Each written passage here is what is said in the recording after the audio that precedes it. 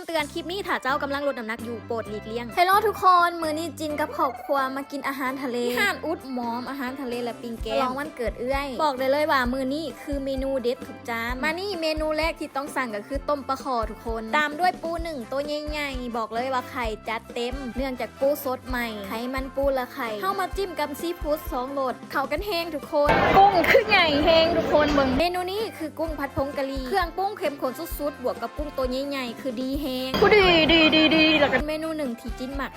หอยนางรมมันก็จะเสิร์ฟมากับให้เฮากินคู่กับผักแพรวน้ำจิ้มเพิ่นก็จะเป็นวาซาบิอยากบอกว่าเบาคาวเลยทุกคนหลายคนอาจจะเคยกินแบบเมนูเดิมๆคือเสียวซีฟู้ดเซฟของเมนูนี้บอกเลยว่าเมยกโป้ให้บ่ว่าจะเป็นเมนูจุ่มเมนูพัดมื้อนี้บอกเลยว่าแซ่บทุกเมนูส่วนบรรยากาศในห้างก็คือมื้อนี้เป็นวันอาทิตย์คนบ่หลายปานใดฉลองวันเกิดปีนี้บอกเลยว่าแฮปปี้สุดๆทุกคนบ่หัวสิแซ่บคือกันบ่แต่ว่ามองแซ่บคือมองหัวมันนี่มองไขมันอ่ะร้านเป็นคนเลือกห้านอาหารมื้อนี้เพิ่นบอกว่าวันเกิดปีนี้ต้องห้านอาหารทะเลเท่านั้นผู้ใดที่แนมหาห้านซีฟู้ดที่มากับครอบครัวฉลองวันเกิดแนะนำห้านนี้เลยบอกว่าถึกปากทุกคนแน่นอน